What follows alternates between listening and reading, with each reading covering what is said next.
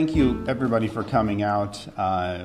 We've really wanted to come together today and kind of just talk about what we've learned over the last couple months here at Accelerated, and really talk about what's happening in Kern County with our testing, what's happening in California with the testing, and kind of an ER physician entrepreneur perspective on what's going on, and kind of what we think the approach should be going forward. And Dr. Masihi and myself have been dealing with this as you have. I'm sure you guys are working from home, you're sheltering in place, you're isolating yourself, and we want to talk about if that still makes sense. So we want to kind of take everything we've learned and throw it against the backdrop of who we are. You know, we both have had extensive classes in microbiology and biochemistry and immunology. We've studied this for each of us 20 years, and we take everything that we're seeing today and we put that against that backdrop and say, does this make sense? Are we following the science? We keep hearing following the science. What is science essentially? It's the study of the natural world through experiment, through observation. So that's what we're doing. We're studying the disease around us. We're making observations. We're doing testing, experiments to figure out exactly what's going on. And so this has caused some severe disruption for Accelerated, as we have people coming in 7 in the morning till midnight. We're reporting to the health department. We're calling patients back. And at the same time, our volumes have dropped significantly. The hospitals, their ICUs are empty, essentially, and they're shutting down floors. They're furloughing patients. They're furloughing doctors. So the health system has been evacuated in certain places. In New York, the health system is working at maximum capacity. In California, we're really at a minimal capacity, getting rid of our doctors and nurses because we just don't have the volume. The hospitals don't, as I've met with our CEOs twice in the last week, and we don't as well. So we're busy with paperwork for COVID, and we're all focusing on COVID. And so one of the things I'd like to talk about is when I talk to ER physicians around the country, what's happening? Well, because COVID has become the focus, people with heart disease, people with cancer, hypertension, and various things that are critical are choosing not to come in based on fear. So what that's doing is causing the health system to focus on COVID and not focus on a myriad of other things that are critical, because we don't have the staff there, and the major component is fear. People are saying, I don't want to go get seen by my doctor. What if I get the COVID? So there is a lot of secondary effects to COVID that aren't being talked about. And so we'd like to kind of look at how we responded as a nation and why we responded. Our first initial response 2 months ago was a little bit of fear.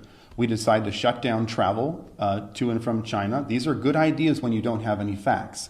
We decided to keep people at home and isolate them. Even though everything we've studied about quarantine, typically you quarantine the sick. When someone has measles, you quarantine them. We've never seen where we quarantine the healthy, where you take those without disease and without symptoms and lock them in your home.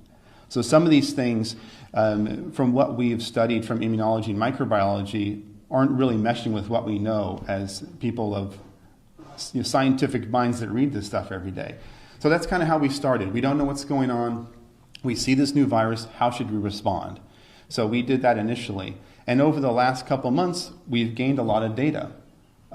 Typically in Kern County, for instance, we've tested 5,213 people, and we have 340 positive COVID cases. Well, that's 6.5% of the population, which would indicate that there is a widespread viral infection, similar to flu. We think it's kind of ubiquitous throughout California. We're going to go over those numbers a little bit to kind of help you see how widespread COVID is and see how we should be responding to it based on its prevalence throughout society, or it's the existence of the cases that we already know about. So if we look at California, these numbers are from yesterday. We have 33,865 COVID cases out of a total of 280,900 total tested. That's 12% of Californians were positive for COVID. So we don't, as you guys know, the initial models were woefully inaccurate. They predicted millions of cases of death not of prevalence or incidence, but death. That is not materializing. What is materializing in the state of California is 12% positives. Well, if we have 39.5 million people. If we just take a basic calculation and extrapolate that out, that equates to about 4.7 million cases throughout the state of California, which means this thing is widespread. That's the good news. We've seen 1,227 deaths in the state of California with a possible incidence or prevalence of 4.7 million. That means you have a 0.03 chance of dying from COVID-19 in the state of California. 0.03 chance of dying from COVID in the state of California. Does that necessitate sheltering in place? Does that necessitate shutting down medical systems? Does that necessitate people being out of work? So that's California, and I also wanted to mention that 96% of people in California who get COVID recover with almost no significant sequelae or no significant continuing medical problems. So those are important statistics for the state of California. 2 months ago, we didn't know this. So I'm going to bring it to light now because we're sharing our own data. This isn't data filtered through someone. This is our own data.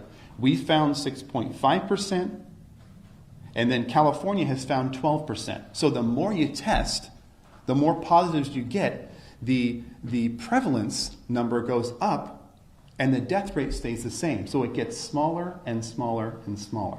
And as we move through this data, what I want you to see is millions of cases, small amount of death. Millions of cases, small amount of death. And you will see that in every state. And since we're talking about following the science, we're going to follow the statistics and follow the science. So I want to look at New York State. They've been in the news a lot, right? And their numbers are critical. Let's go over their numbers. Cases of COVID as of yesterday, 256,272 cases in New York State. Not New York City, New York, the entire state. They did a total of 649,325 tests. That's 39% of New Yorkers tested positive for COVID-19. That's their ratios. This is public data online. You can all look it up. 39% of people who were tested. 39% of the people who were tested. 39% of New York State. Right. 39% of New York State is there's 20 million people there would be close to 4 million. Which is likely, they likely have 7.5 million cases in New York. I just want to make that clarification. It's Yeah. not 39% of every New Yorker, it's every New Yorker who's been tested. Right. So we extrapolate data. I just want to make that. We extrapolate data, we test people, and then we extrapolate for the entire community based on the numbers. The initial models were so inaccurate, they're not even... But in those initial models, a lot of them were based off if we did no social distancing. Right. Is that correct? So is it really fair to say, obviously they're not as bad as they were because those were based on alternative scenarios? And some of them were based on social distancing and still predicted hundreds of thousands of deaths, which has been inaccurate. So in New York, the ones they tested, they found 39% positive. So if that's indicative, and they tested 649,000 people, that's a massive test. That's accurate data, 39%. So if they tested the whole state, would we indeed have 7.5 million cases? We don't know. We will never test the entire state. So we extrapolate out. We use the data we have because it's the most accurate we have versus a predictive model that have been nowhere in the ballpark of accurate. So how many deaths do they have? 19,410 out of 19 million people, which is a 0.1% chance of dying from COVID in the state of New York. And they have a 92% recovery rate. If you are indeed diagnosed with COVID-19, 92% of you will recover. So we're seeing millions of cases, small amount of death. Millions of cases, small amount of death. And the reason I'm making that point is because we're going to compare this to flu and say, is this significantly different from influenza A and B? And if not, why has our response been what it is? USA, this is a big one for us. 802,590 cases as of yesterday. We've tested over 4 million. If you guys have studied globally what's happening, that's double what any other country. Germany's at 2. I realize their populations are lower, but the fact that we were able to ramp up and do 4 million is pretty impressive, which gives us a 19.6% positive out of those who were tested for COVID-19. So if this is a typical extrapolation, 328 million people times 19.6 is 64 million. That's a significant amount of people with COVID. It's similar to the flu. If you study the numbers in 2017 and 2018, we had 50 to 60 million with the flu. And we had a similar death rate. The deaths in the United States were 43,545, similar to the flu of 2017, 2018. We always have between 37 and 60,000 deaths in the United States every single year. No pandemic talk, no shelter in place, no shutting down of businesses, no sending doctors home. That's from the flu, by the way, just to clarify. Yeah. 37,000 and 60,000 flu deaths 37 every year 60,000. per the CDC. Due to flu Okay. in the United States. Some years it's even as low as 20,000 some year. In 2017, 2018, it was 45 to 50,000, depending on who you read. And we don't necessarily report all of our flu tests. We do thousands of flu tests every year. We don't report every one because the flu is ubiquitous. And to that note, we have a flu vaccine. How many people even get the flu vaccine? The flu is dangerous. It kills people. So just because you have a vaccine doesn't mean it's going to be everywhere. And it doesn't mean everyone's going to take it, because we see every year that we have a vaccine, and I would say probably 50% of the public doesn't even want it. So just because you have a vaccine, unless you force it on the public, doesn't mean they're going to take it. I want to compare the U.S. to Spain, because Spain is number 2 in the race for the most cases, which is not a race we want to win. They had 204,178 cases in Spain, 930,000 total tests. So we did 4 million, they did 930,000. They had a 22% of all COVID tests were positive in Spain. 22% of those tested were positive in Spain. Spain has 47 million people. So that equates to about 10 million cases. If we extrapolate the data as we've been doing with every state, gives us about 10 million cases. How many died in Spain? 21,282 out of 47 million. You have a 0.05 chance of dying from COVID as a citizen of Spain, and a 90% chance of recovery from COVID without being on a vent, without being in a hospital. I wanted to compare the U.S. to Spain because we have the most amount of cases globally. So I thought that was important. And then when you bring up a system of lockdown, you automatically have to compare it to a system of no lockdown. Sweden and Norway. I'm Norwegian. Norway has lockdown. Norway has lockdown. Sweden does not have lockdown. What happened in those two countries? Are they vastly different? Did Sweden have a massive outbreak of cases? Did Norway have nothing? Let's look at the numbers. Sweden has 15,322 cases of COVID. They did 74,600 tests, which is 21%, similar to the other countries. 21% of all those tested came out positive for COVID. What's the population of Sweden? About 10.4 million. So if we extrapolate out the data, about 2 million cases of COVID in Sweden. They did a little bit of social distancing. They would wear masks and separate. They went to schools, stores were open. They were almost about their normal daily life with a little bit of social distancing. They had how many deaths? 1,765. California's had 1,220 with isolation. No isolation, 1,765. We have more people. What I'm getting at is millions of cases, very small death. Millions of cases, very small death. This is what we're seeing everywhere. Norway, its next door neighbor. This is where I come from. These are two Scandinavian nations. We can compare them as they are similar. Let's look at the data. Norway, 7,191 cases of COVID. Total COVID tests, 145,279. So they came up with 4.9% of all COVID tests were positive in Norway. Population of Norway, 5.4 million. So if we extrapolate the data as we've been doing, which is the best we can do at this point, they have about 1.3 million cases. Now their deaths as a total number were 182, fairly small, but statistically insignificant from 1,700, you realize. Millions of cases, small amount of deaths. 1,700, 100, these are statistically insignificant. So you have a 0.003 chance of death as a citizen of Norway and a 97% recovery. Their numbers are a little bit better. Does it necessitate shutdown, loss of jobs, destruction of the oil company, furloughing doctors? That's the question I have for you. And I think the answer is going to be increasingly clear as we move through this data. The next thing I wanted to talk about is the effects of COVID-19, the secondary effects. COVID-19 is one aspect of our health sector. What has it caused to have us be involved in social isolation? What does it cause that we are seeing the community respond to? Child molestation is increasing at a severe rate. We could go over multiple cases of children who have been molested due to angry family members who are intoxicated, who are home, who have no paycheck. These things last a lifetime. This isn't about a seasonal flu.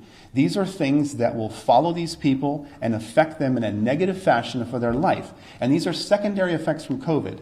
And these are for me talking to ERs, talking to my doctors, and talking to people across the country and finding out what they're seeing. Spousal abuse. We see people coming in here with black eyes and cuts on their face. It's an obvious abuse case. These are things that will affect them for a lifetime, not for a season. Alcoholism, anxiety, depression, suicide. I talked to Donnie Youngblood and various people in the community, and I've asked them, how are things going? Suicide is spiking. Education has dropped off. Economic collapse. Medical industry, we're all suffering because our staff isn't here and we have no volume. These are all real things that I'm seeing every day. I don't read about this stuff. I'm seeing it in my clinics. We have clinics from Fresno to San Diego, and these things are spiking in our community. These things will affect people for a lifetime, not for a season. So let's make sure we're clear on that. So we've gone over the secondary effects. We've gone over the statistics. Now I want to compare flu virus. Is this significantly different? And I just got a little bit of data here. So deaths, per the CDC, 24,000 to 62,000 deaths each year. We had about 45 million total cases in 2017 with about 62,000 deaths, or a 0.13 chance of death from flu in the United States. As you know, our other numbers were 0.02. So the lethality of COVID-19 is much less. Now you've got hotbeds of it in New York, but again, we went over the numbers, 0.1% chance of death. Widespread, small amount of deaths. It's similar to flu, as a matter of fact. If we follow the science, as we've been asked to do, I'm following the science. This data is generated by the CDC, World Health Organization. The testing is generated by what we have done here. So we are following the science.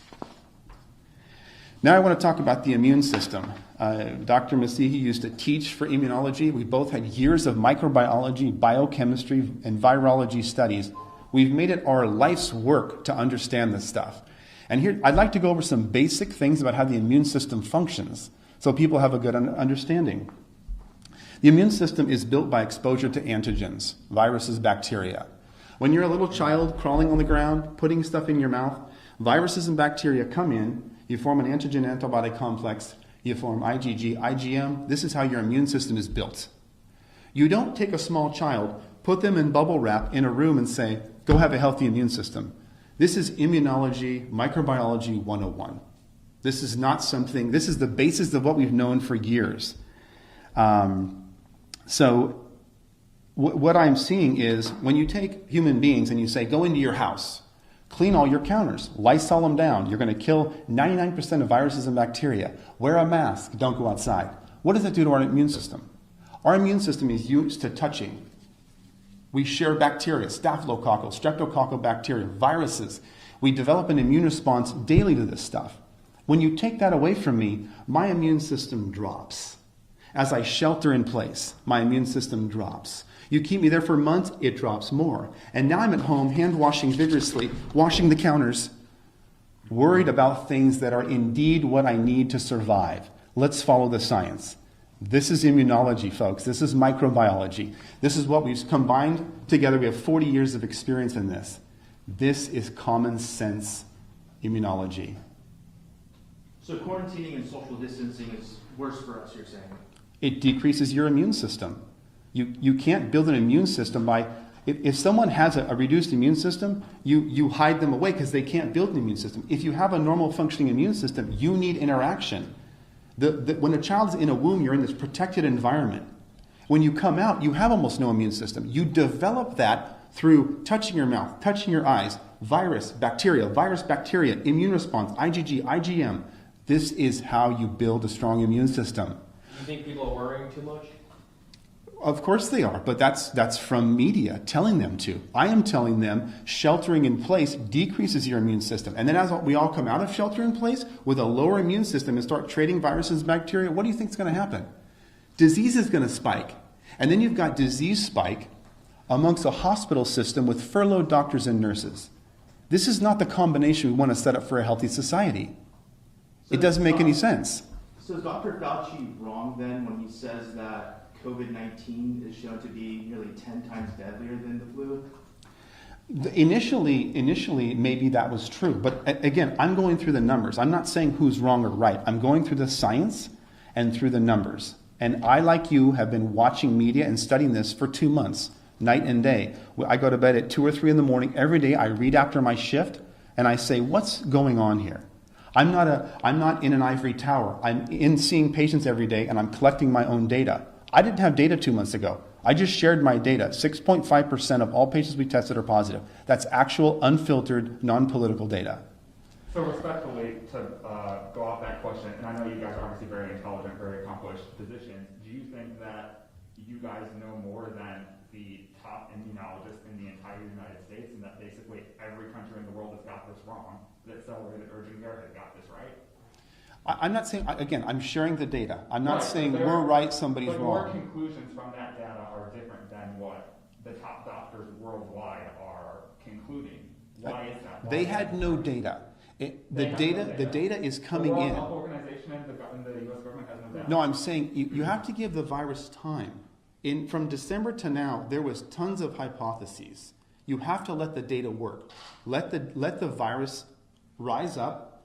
Then we study it and we see, did we respond appropriately? Initially, the response, fine, shut it down. But as the data comes across and we say, now wait a second, we've never, ever responded like this in the history of the country. Why are we doing this now? And you don't think that they're also studying that data and that their data is even more accurate and more timely than what we're getting here on current If I time? Yeah, go ahead. Yeah, what was your first name?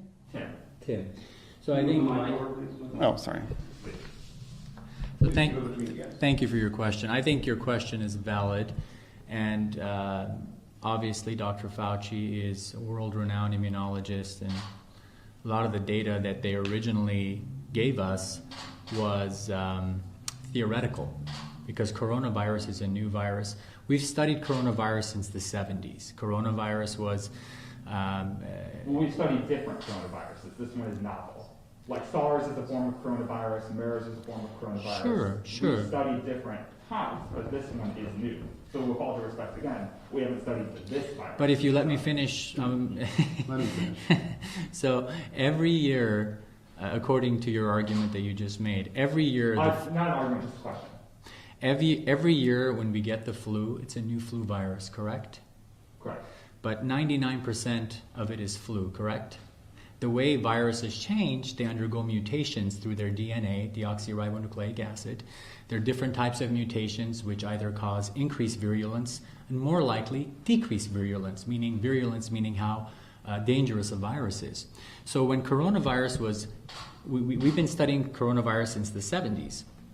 And this type of coronavirus that came out was first and foremost transmissible through human beings, and that was new. And I think any time you have something new in the medical community, I've been a doctor for 26 years. Anytime you have something new in the community, the medical community, it sparks fear. And I would have done what Dr. Fauci did, so we both would have initially. Because the first thing you do is you want to make sure you limit liability and limit deaths. And I think what they did was brilliant initially. But looking at theories and models, which is what these folks use, is very different than the way the actual virus presents itself throughout communities. And there's different communities we're talking about here. Bakersfield, a lot more widespread than Manhattan. Very, very different. So you can't really, theory and reality are not always the same. And that's what Dr. Erickson is presenting. It's not about being right or wrong. Medicine, what they teach us is you practice medicine. I'm learning every day. So is Dr. Erickson. We all learn every day. It's not about being right, who's wrong. It's not a basketball game, who made the basket, who didn't. It's about looking at trends and saying, hey, we're not seeing what they've been talking about. For the past 6 to 8 weeks, we've crippled the economy. There's a lot of domestic issues going on. Is social isolation warranted for the healthy? So again, I understand that you guys are seeing drawing different conclusions from the same data. Why is that? That's my question. Because we're actually seeing the patients. Dr. Fauci hasn't seen a patient for 20 years. I'm just saying, it's in general, a lot of the figureheads are not, it's like the general contractor versus the sub. He's not seeing patients, he's in an ivory tower. And we have a world of respect for him. He's a world-renowned immunologist. Two different things. He's an academic. We've dealt with academics all of our life. I did surgery at USC and Loma Linda, all academics. But academics and reality is two different things.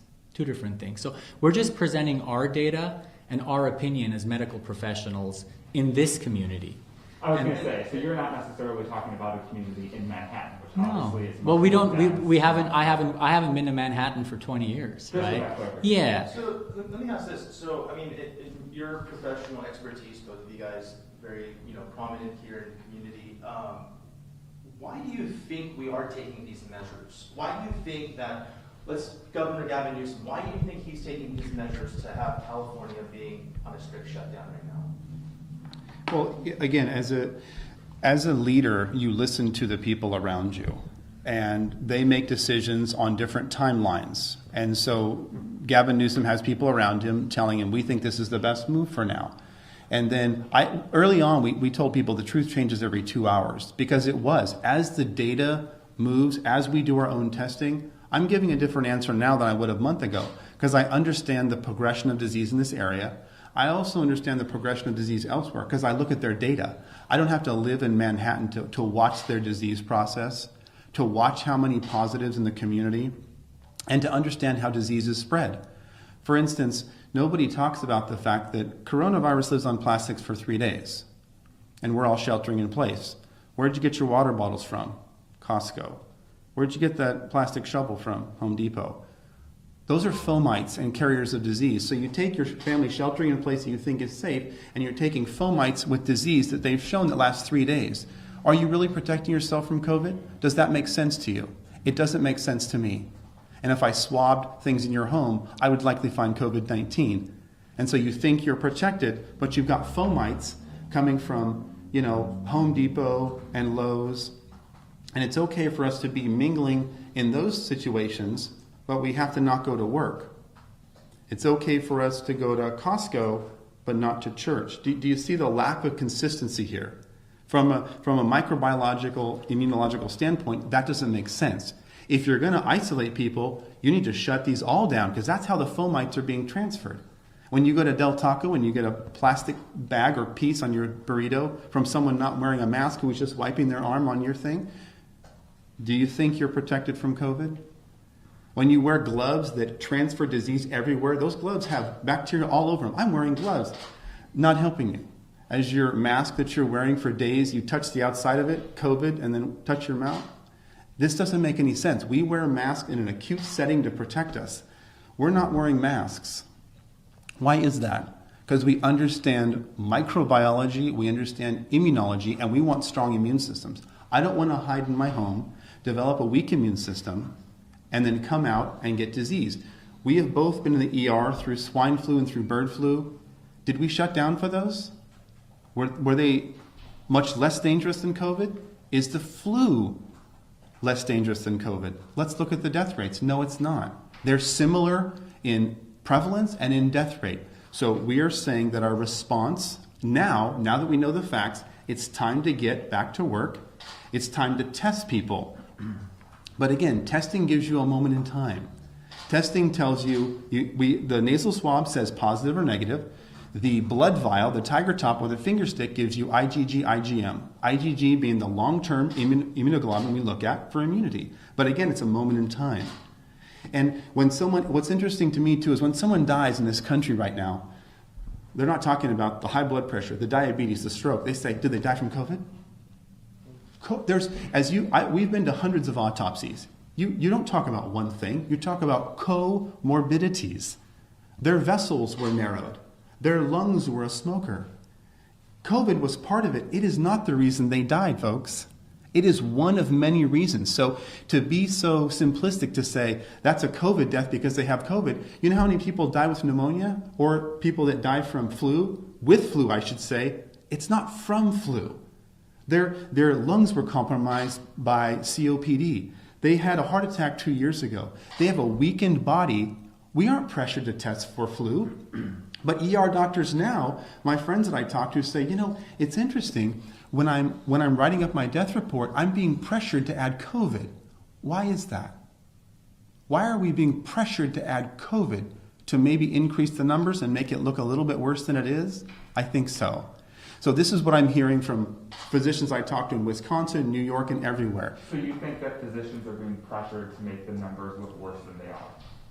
They're being pressured to add it to their diagnostic list. And so where is that pressure coming from, in your opinion? Well, I probably coming from the administration. So their administration is saying or the Newsom administration? it's probably coming from the hospital administration. I didn't ask them specifically, but they said we're being pressured in-house to add COVID to the diagnostic list when we think it has nothing to do with the actual cause of death. You can't confirm that beyond their word. The actual cause of death was not COVID, but it's being reported as one of the disease processes and being added to the death list. When they died from COPD, they had COVID. COVID didn't kill them. 25 years of tobacco use killed them. Yeah, that's actually interesting. So I guess my question right off the bat is, I know that right now what we're discussing isn't really anything new. There's people who've got immune deficiencies who COVID just supplements whatever illness they're dealing with, and that's contributing to their, to their death. So going back to what I think the theme is here is quarantining and social distancing. Is it necessary? So my question is it necessary are you saying it's only necessary for some individuals to be quarantining, but for healthy individuals, it's not? Yeah, exactly. I mean, why would you quarantine the healthy? If you're young and healthy, why would you quarantine yourself? It doesn't make any sense. You quarantine the ill. And we were. Don't they say that one of the reasons to do that is because, so many people are asymptomatic, and then they may take it home and spread it to someone who is immunocompromised. Sure. I mean, isn't that part of the reasoning? 25% of patients who have COVID are asymptomatic, which is why we advocate for widespread testing. In order to open the economy, you have to have widespread testing. That's number one, no question about it. But historically, if you look at biblical times, you look at leprosy, Mycobacterium leprae, which is the bacteria that causes it. They isolated the sick. They didn't isolate everybody else.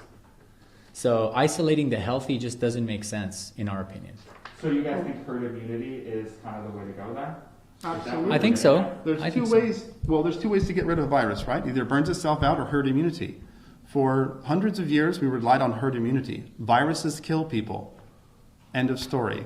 The flu kills people, COVID kills people. But for the rest of us, we develop herd immunity. We develop the ability to take this virus in and defeat it. And for the vast majority, 95% of those around the globe, this is true.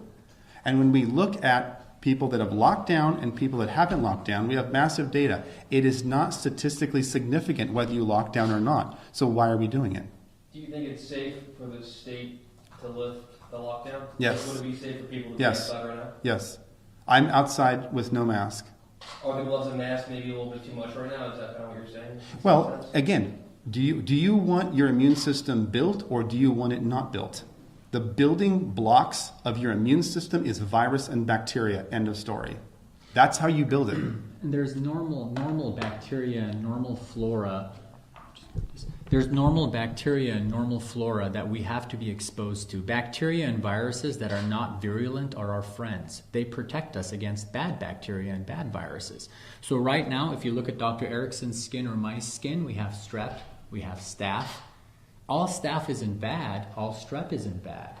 They protect us against opportunistic infections. That's why when a baby comes out of the womb for the first 3 to 6 months, they're extremely vulnerable to opportunistic infections, which is why when we see a little baby in the ER with fever that's 1 month old, you do a spinal tap, you do a chest x-ray, you do blood cultures, you do urine cultures. But if you had a fever, I wouldn't do that for you. Why? Because that baby does not have the normal bacteria and flora from the community, whereas you do, because you've interacted with, you've gone to the gas station, you've gone to Home Depot. That's the difference. Normal flora, we all need normal flora. And what Dr. Erickson's saying is when you are self-isolating at home for 2 or 3 months, you lose that normal flora. So I guarantee when we reopen, there's going to be a huge, huge amount of illness that's going to be rampant because our immune systems have weakened.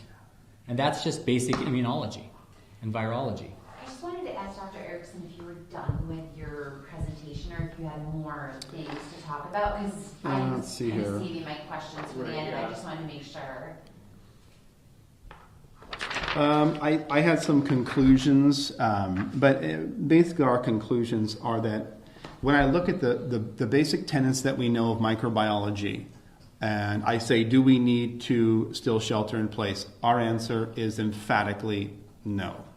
Do we need businesses to be shut down? Emphatically no. Do we need to test them and get them back to work? Yes, we do. The secondary effects that we went over, the child abuse, alcoholism, loss of revenue, all these are, in our opinion, a significantly more detrimental thing to society than a virus that is proven similar in nature to the seasonal flu we have every year. We also need to put measures in place so economic shutdown like this does not happen again. We want to make sure we understand that quarantining the sick is what we do, not quarantining the healthy. We need to make sure if you're gonna dance on someone's constitutional rights, you better have a good reason. You better have a really good scientific reason and not just theory. We're going to work diligently to find a vaccine. And one of the most important things is we need our hospitals back up. We need our furloughed doctors back. We need our nurses back, because when we lift this thing, we're going to need all hands on deck.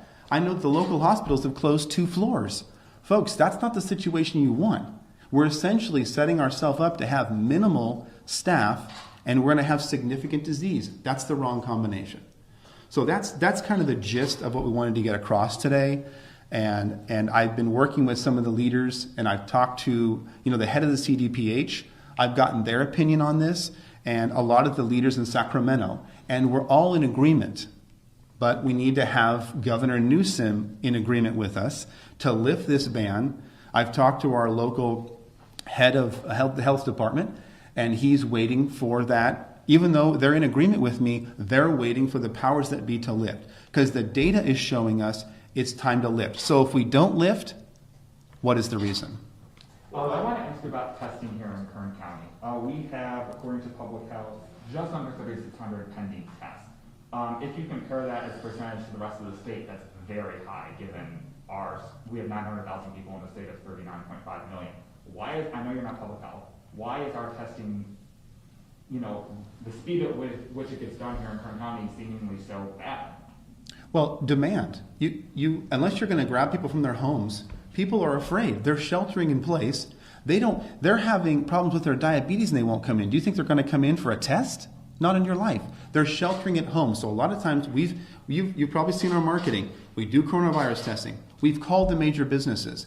You have to have people actually come to perform the test. If they're afraid to come in, which a lot of people are, we can't get the data.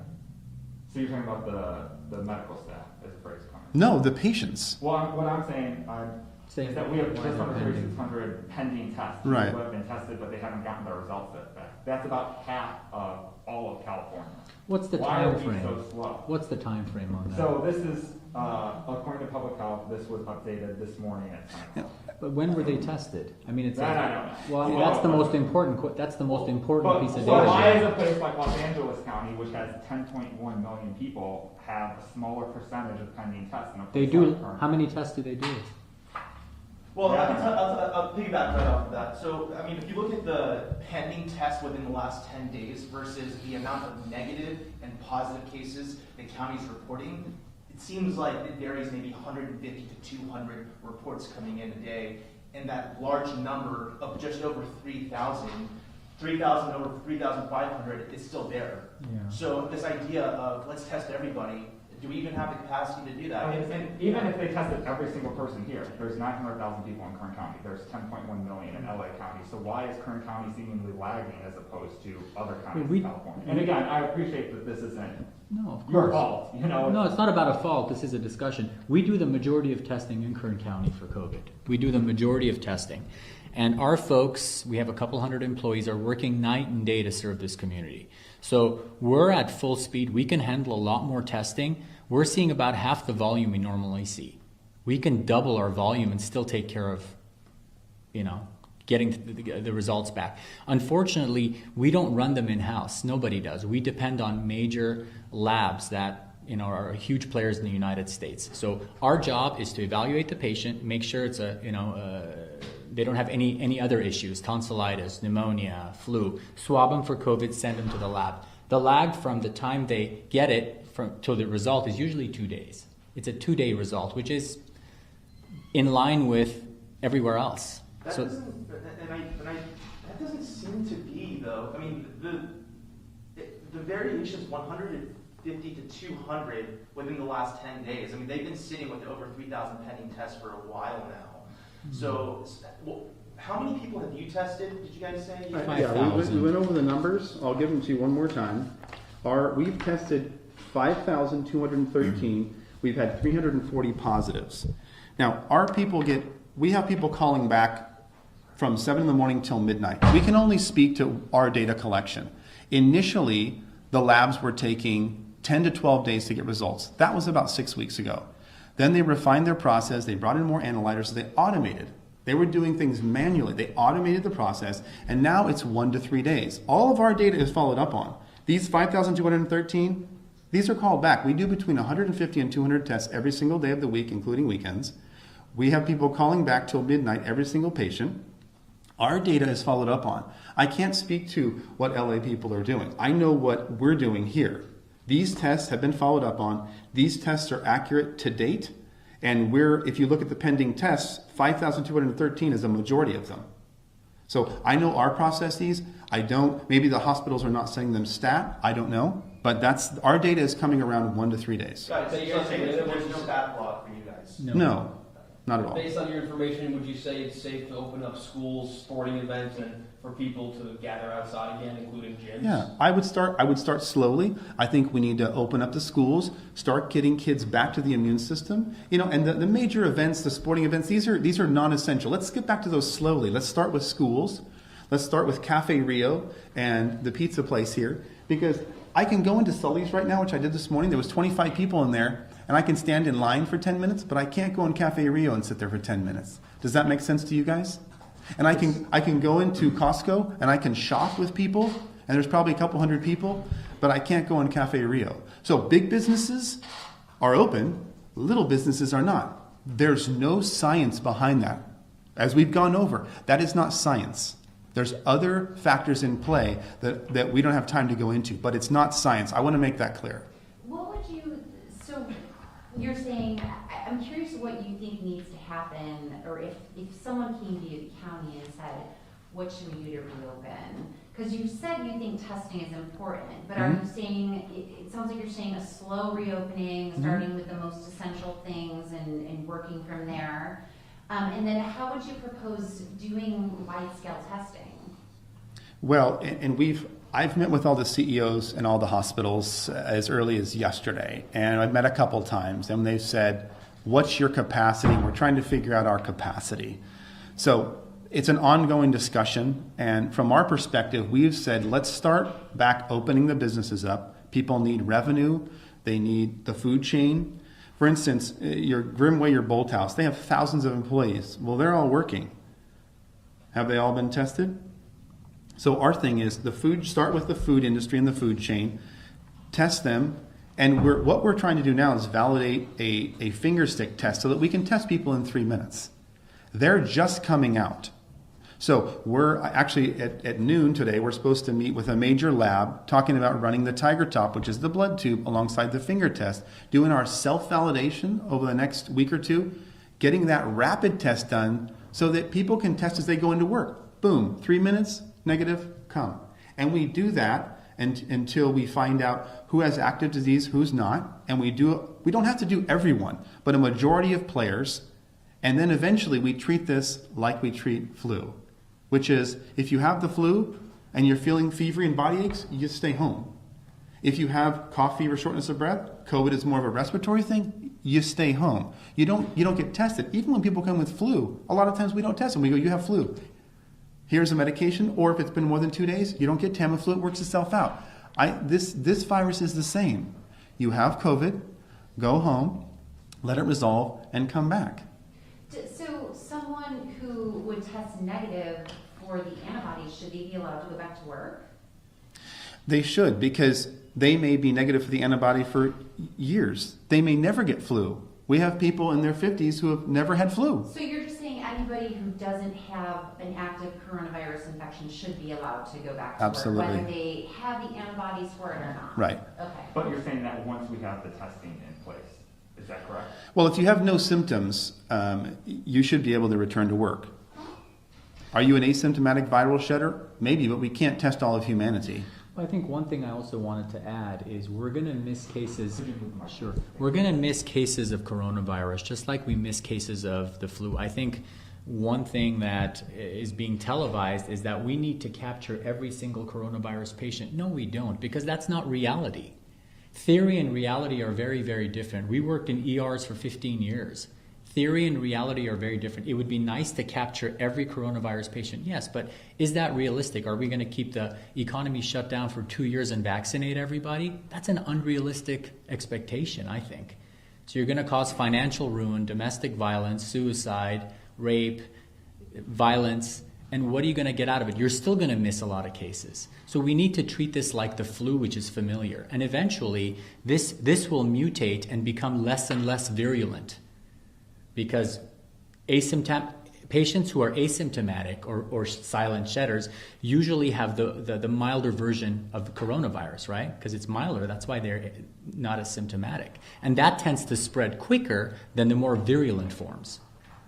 Karen Claw, I'm sorry, from KGT gave me some questions to ask. One of them was, what sources do you cite to back your claims? What scientific papers and studies can you send out to us? Are there other people? This is too early. Scientific studies, double-blind clinical controlled trials take time, years.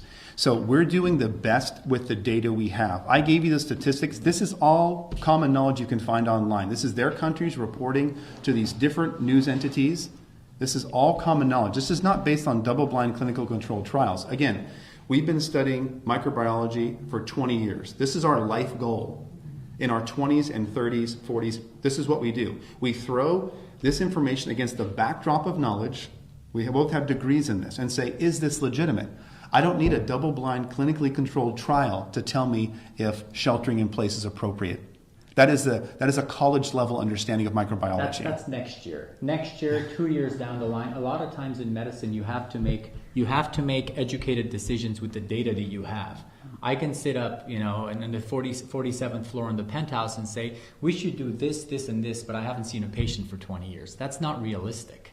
We're using the basic data that we have here, which we're happy to share with you guys. We have all the data. This is our data from Kern County. And because we're the largest testing center for Kern County, we're assuming our data is accurate for this specific area. How many tests have you guys done, and how many of your tests have come out positive? 5,000. We've done 5,236. 5,213. I'm sorry. That's okay. 5,213, and we have 340 positive. 340 positives. 6.5% is our number. Is it coming to the point where it's getting unhealthy to stay inside and doing all these shelter-in-place orders? I think so. I mean, sorry to cut you off. Your vitamin D levels go down. You're not outside. You're not You know, your mood goes down. When your mood goes down, you're more likely to get sick. You get depression. Going outside is healthy.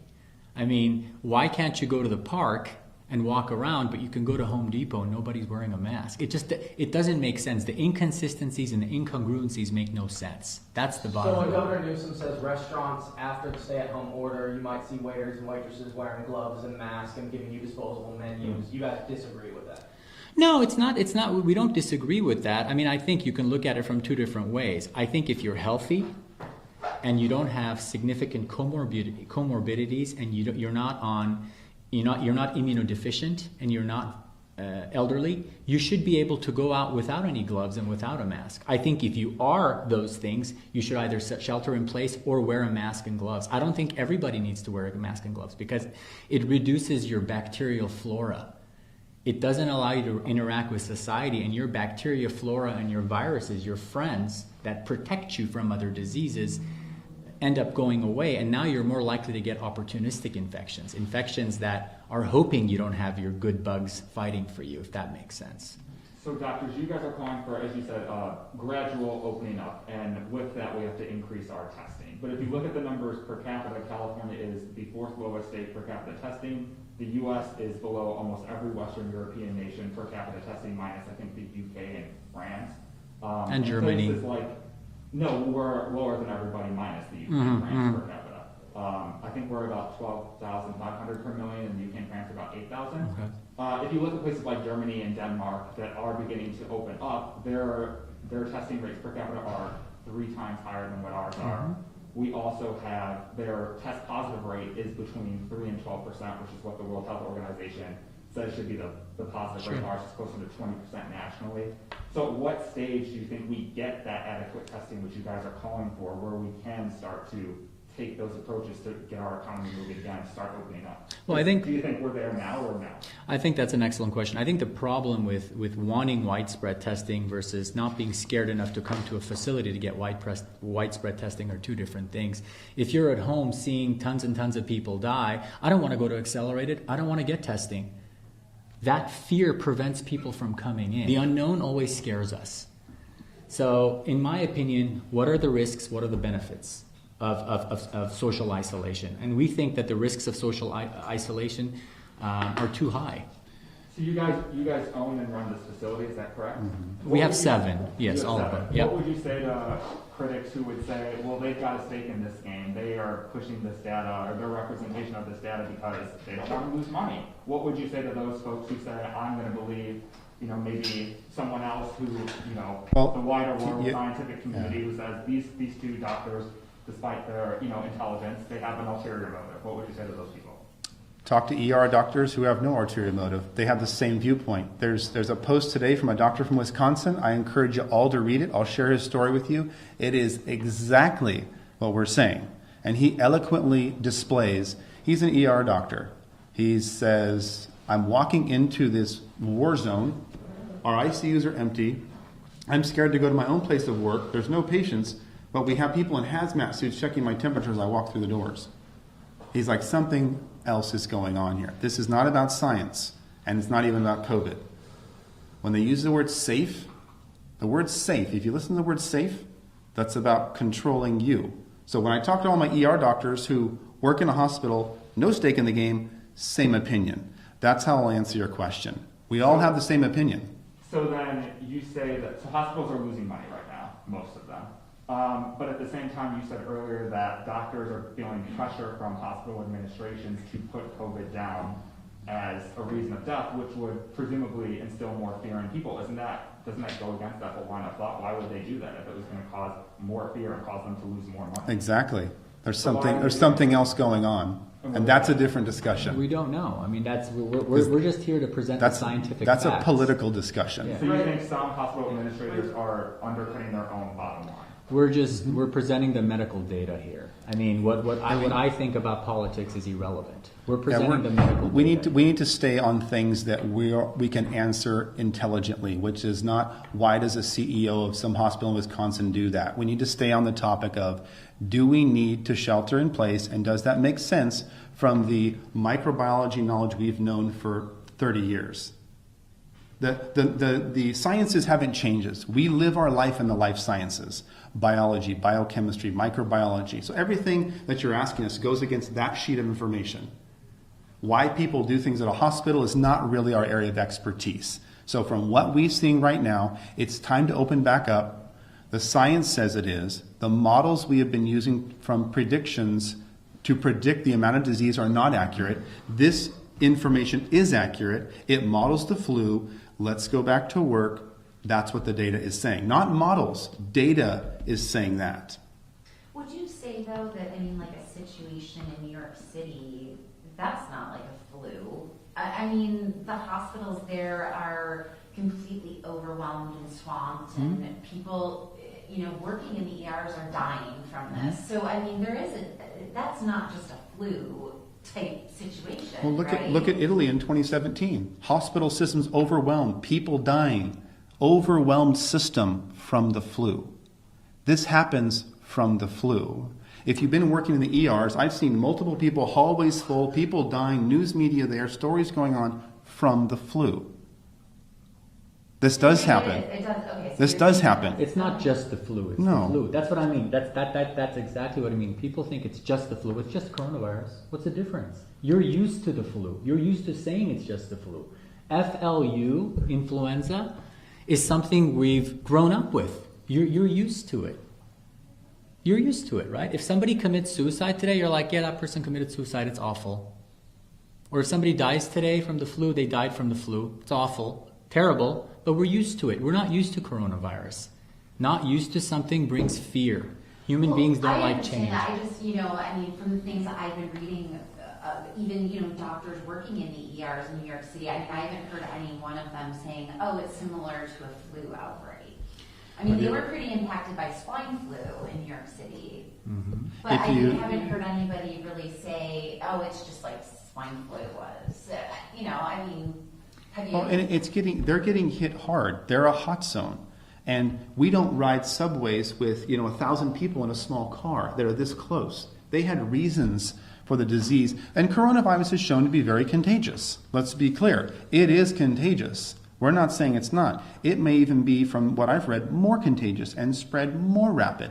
But the actual cause of death and the disease cycle is similar to what we're seeing from the flu, with more of a respiratory component. And they were screaming for ventilators. What percent of people die on ventilators? 80, 90%? Once you're on a ventilator, if you understand, you're in a bad shape. And they're screaming for 30,000 ventilators that they didn't use, right? They're screaming for a lot of things. 30,000, they used 5. How many 100% over did they order? How many hundreds of millions of dollars? Entire companies, GM, were forced to switch their production lines. For what? I'm saying the secondary causes of what we're seeing, oil shutdown. We have predictable negatives from lockdown. Predictable negatives. Corona has unpredictable negatives.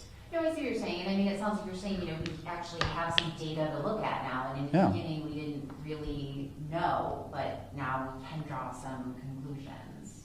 And those conclusions that you guys were able to draw, really the entire nation, do you think, respectively, the numbers are low in those ratios that you were mentioning, the fatality versus how many people have them, because we've been social distancing? No, you don't think it's because since we started doing these, that those models that our county health shows how effective social distancing is, that's all false? But that's why we went over Sweden and Norway. We went over Sweden and Norway because you have lockdown, no lockdown. Sweden, no lockdown. Norway, lockdown. That's 10 million, that's 15 million people. We have the data. That's what I just went over with you. But by lockdown. Norway and Sweden also have drastically different testing standards and metrics. Norway's basically testing everybody. Sweden, they're only testing you if you end up in a hospital. No, that's not accurate. They're not testing everybody. Well, of course, they're not testing all 5.5 million Norwegians, but their testing is much more widespread. The bottom line is, from those of us who study it and have a background in this, is lockdown versus non-lockdown did not produce a statistically different number of deaths. That is the bottom line. That we know of. Right. So people could be dying in their home or Yeah. from other things, but if Sweden, if they're not being tested, then they don't know what the cause of death is. Yeah, and if you were to give me a test on analyzing these numbers and trying to, I probably wouldn't perform so well. I guess what I'm trying to cross-reference is I hear our president, I hear our governor say social distancing is working. And you guys are saying it's not needed. So I guess that's what I'm trying to wrap my head around. Like, why is that? It was needed initially. Are they lying? Are they lying? It was needed initially. They actually, we both agree with exactly what they did initially because we didn't know. It was an unknown. Now it is becoming known. Initially, when you don't know something, you're extra careful because you're fearful. It's just like when you see a patient and they're very sick, you test for everything because you're scared. You're fearful. But then as you see more of those patients, you realize, hey, I know what to test for, right? It's shotgun effect versus sniper effect, right? So initially when this data came out of a new virus that's lethal, they went all out. And I think that was appropriate. But now that we have the data, we're seeing that 97% of patients completely recover. And those 4 patients that die, they have over 90% comorbidities. Let's run through that one more time. Out of 100 people, if 96 do fine, the 4 that die, 90% of those 4 have comorbidities. Heart failure, emphysema, rheumatoid arthritis, lupus. They're on immunomodulating medications. They're immunodeficient, HIV. These are the people that are dying. You get some healthy people that die, but that's an infinitesimal number. Tiny. So, and you think that differentiation of the conclusions that you doctors are drawing versus them is because they are academics or something along that line? Well, I think we're in the weeds. We work with this every single day, and the numbers don't make sense to us. And they don't make sense to ER physicians and physicians all over the country. It's not just us. Okay. So, and then my final question, just to make sure we get it right, I think you guys did this. Please give your first or last name, your spelling, please. Your first or last name, your spelling, please. Thank you, sir. Dan Erickson, that's DANERICKSON. Perfect, thank you. Artin, ARTIN, MASSIHI. Awesome, thank you guys. Thank you, guys. Thanks for your time. Appreciate it. ARTIN? Yeah. Thanks, guys. Hey guys, thank you so Thank you so much. much. Appreciate you And guys. you guys are the co-owners of Yeah. Accelerated Urgent Care? Okay. I'm just looking through to make sure that I answer. We're not saying we're right. We're saying, here's the data, here's what we understand. It's not a you're right and you're wrong thing. It's the way we interpret data. We work in the field, and some people that are not working in the field and still getting a paycheck have a different opinion. If you weren't getting a paycheck, you might have a different opinion. Yeah. If you weren't getting a paycheck, if everybody in here is getting a paycheck, right? Cafe Rio is not. They've all been furloughed. When you don't get a paycheck, your opinions start switching. Yeah. If you were at home, furloughed, for the unforeseeable future, would you be excited about staying sheltering in place? No, I mean, I completely understand. I mean, we're seeing this around the country now, I think, that people are demanding that they be allowed to go back to work and... Well, it's also, at what point, who says what's safe? Are you smart enough to know what's safe for you? Or is the government going to tell you what's safe for you? Who tells you what's... As soon as they use the word safe, that means control. We know what's safe for you. You're too dumb to understand disease, you see. We know what's safe. And so they're going to use this model for different things. We got a bomb threat from China. Everybody stay in their home for 3 months. What? They are using this to see how much of their freedom can they take from you. And will you roll over and stay in your house? And it's working. And if you notice the way Americans are responding, if you go to any gun store in town, guess what they're out of? Ammo. None of them have ammo. I went to 3 of them. They said thousands of rounds have been bought. Why? People are mad. They're starting to post on my Facebook with their AKs going, let's roll. So what I'm saying is, let's avoid all that. Because if you stomp on our freedoms, that has one ending, and it's violence. All right. Well, thank you, guys.